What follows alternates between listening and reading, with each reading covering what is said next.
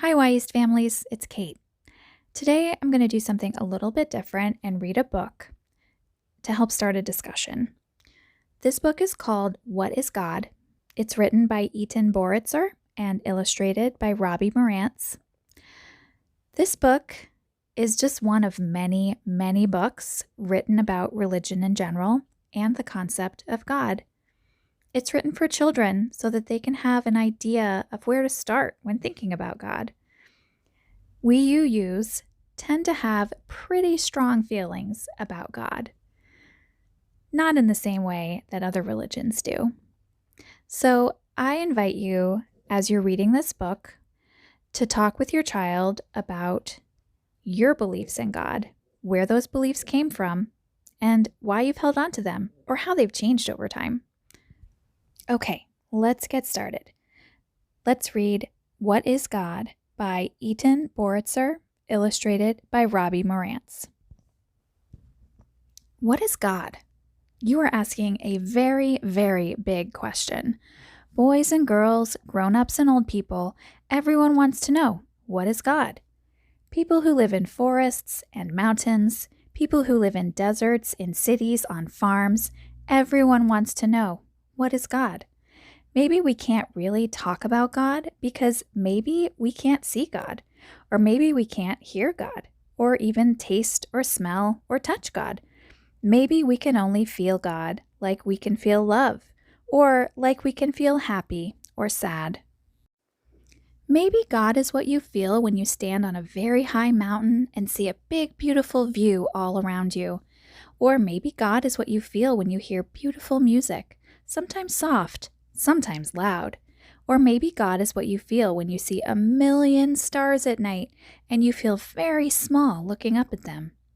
Maybe we can feel God when there is loud thunder or bright lightning outside our windows.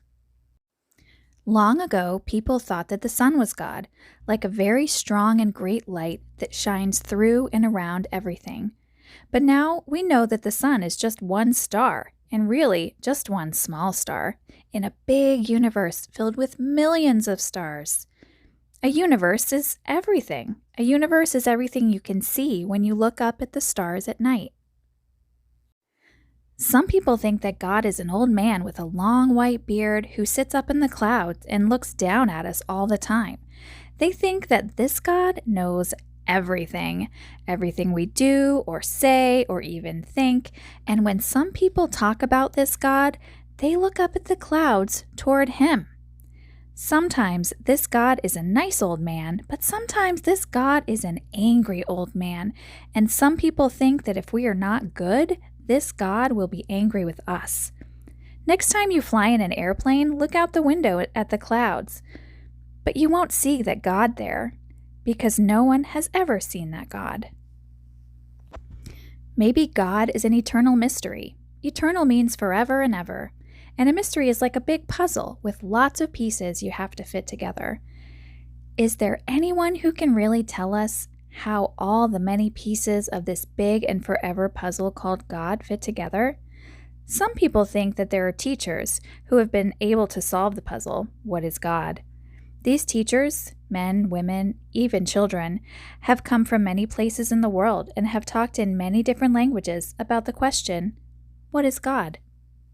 Some of these teachers are still alive today, but most of the great teachers lived long ago and people passed their teachings along to their children and so on.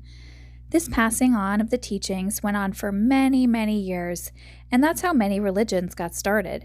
A religion is a belief held by a group of people who all understand God in the same way. Usually, one teacher taught them about God. People of the Christian religion understand God as the teacher Jesus Christ taught them about God. People of the Jewish religion understand God as the teacher Moses taught them about God.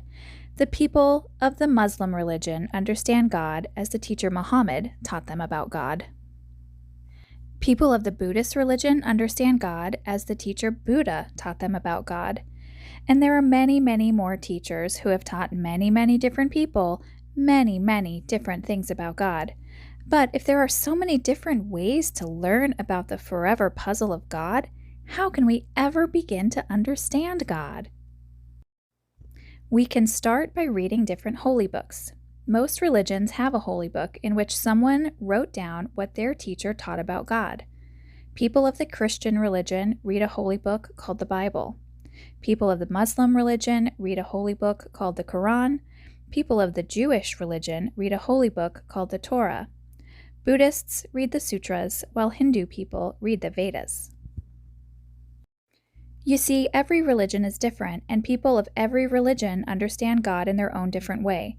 Sometimes people of one religion want everyone to know what is God in the same way that they understand God.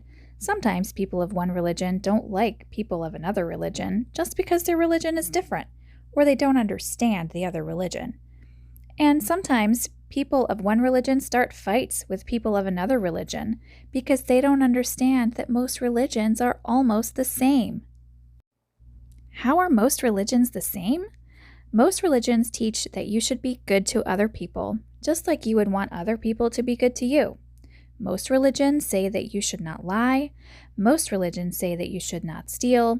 Most religions say you should not hurt people. There are many ways all religions are the same. If everyone thought about all the ways in which all the different religions are the same, maybe people wouldn't have so many fights about all the different answers to the question, what is God? Praying is a way to talk to God, and people of all religions pray.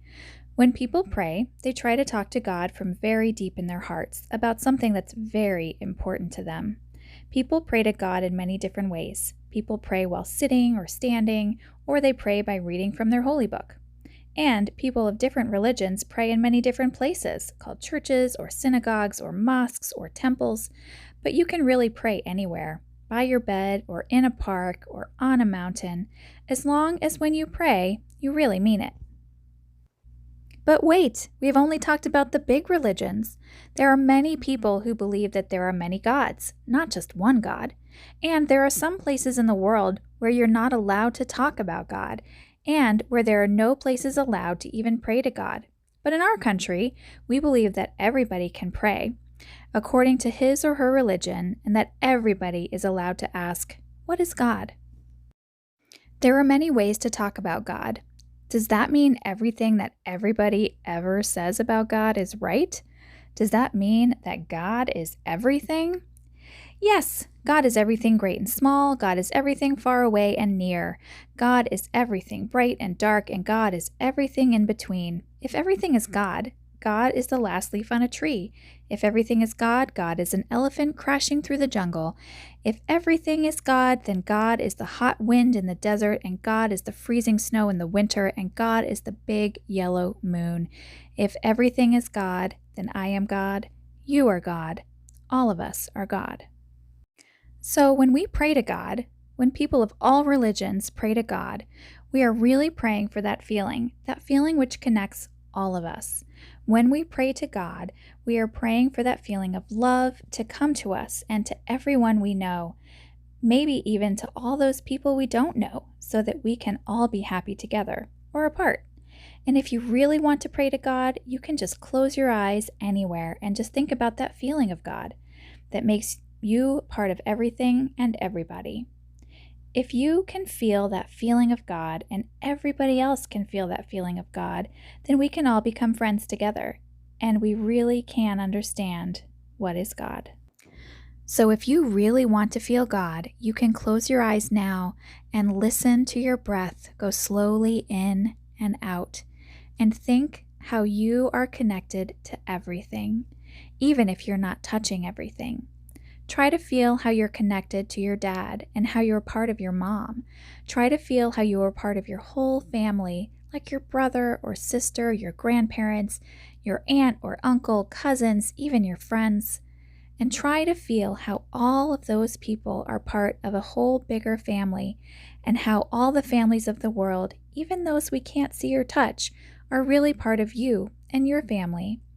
And if you can start to feel God like that, then maybe you will soon feel the whole answer to that very, very big question that everyone asks. What is God?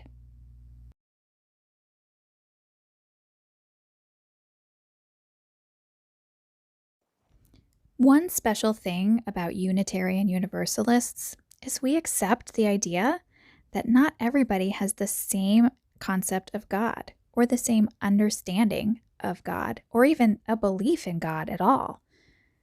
Some Unitarians prefer to use the word love or nature instead of the word God, and that's okay. Have you ever thought about how you feel about God or how you understand God or if you even believe in a God? Those are really big questions. They're questions that all of us have throughout our lifetime. It's okay to ask questions to your trusted adults. It's okay to think to yourself and listen to your heart and decide for yourself what you believe. Go in peace, everyone.